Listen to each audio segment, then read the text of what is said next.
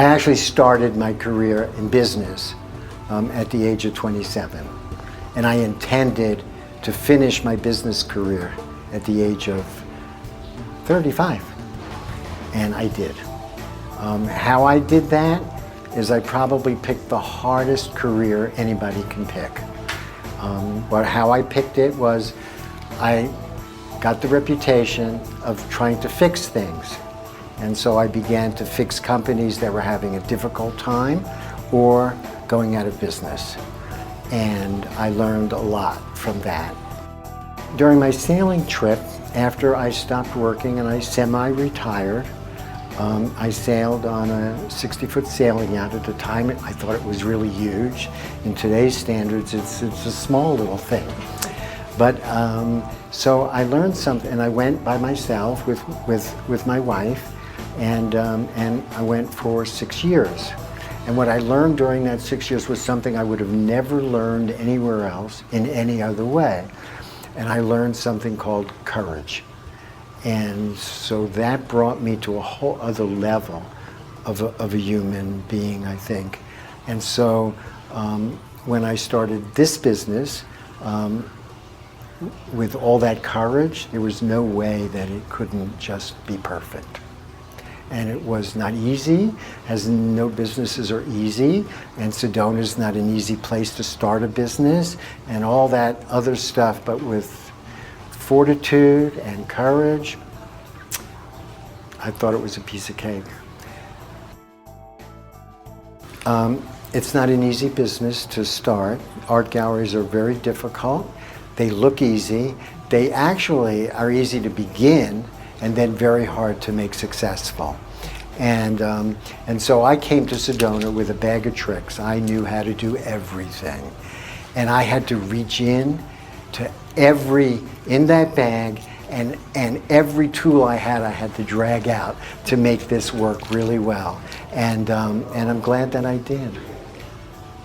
I can say that the idea of starting exposures actually was not what you see.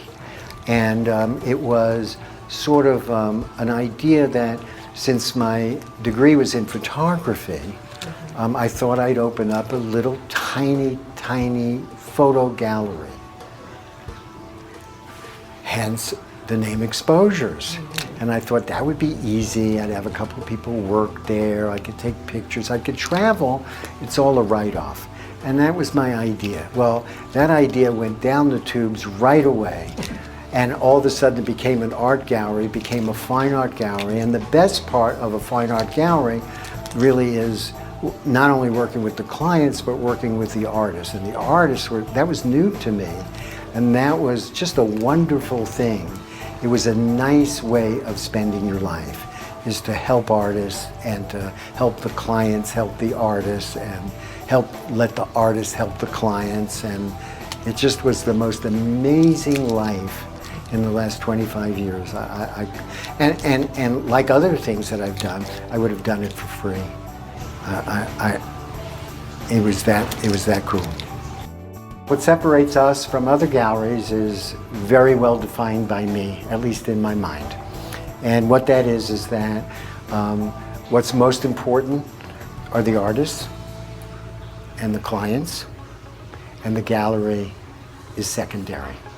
What I think I curate is I curate the artists. I attract the artists, I choose the artists, and I hope that their art is as much integrity as I see in them. And so the relationship is between the gallery and the artist. And the relationship is called a partnership. And the definition of that partnership is this. The definition is that we both do as much as we can for each other. And if we're willing to do that and there are no integrity issues, we're bonded for life.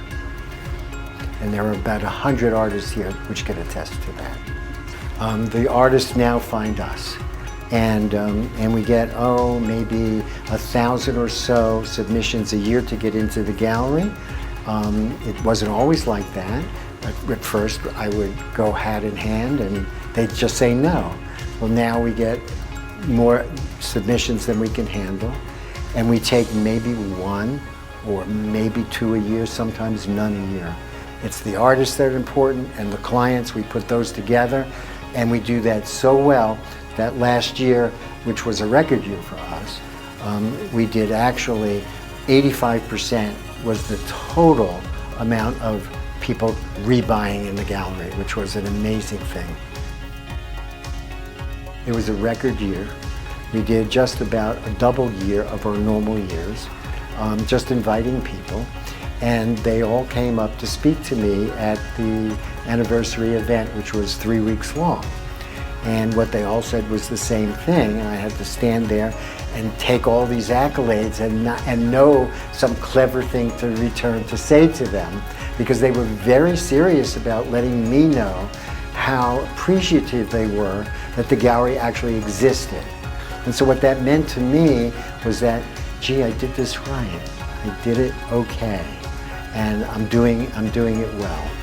And to that effect, 85% of all the clients who came last year, which was our anniversary year, were indeed repeat clients.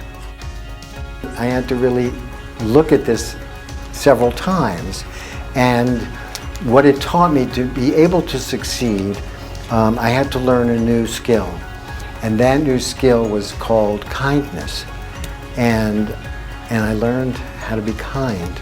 It took a while, I'll tell you that, and it gives you the most wonderful endorphins ever, and I just like to be kind, and that's the gift back to me. So that's what I've gotten in return. Goals? Yes, I'd like to actually put together something maybe with a group of people that I like and appreciate, that would rise to a level of the largest gallery in the world. That would be sort of nice to go out on, I think. What motivated me to live in Sedona is I didn't know where to live, and was suggested to me that we talk to the Environmental Protection Agency. So we called them, like somebody would answer, and somebody answered. It was a key executive, and I think that he was stunned that someone was asking and say, "Where do I live? Tell me." And he began to answer, and he asked me for my criteria, and my criteria was simple. It was warm weather, it was clean air, and it was had to have movie theaters and restaurants. And so out of his mouth came, "Well, try Sedona," and it was the only word out of his mouth. And I didn't know Sedona. I didn't know where it was or what it was. And when I drove down Highway 179 to see what was going on here, I fell in love the moment I got here. And that was the end. I looked for a place to live, and I've been here, and that's 27 years ago. We do have plans for the future, but I can't tell you. Oh, that was the end? That was the last one, yeah. That's the last one. We zipped through them.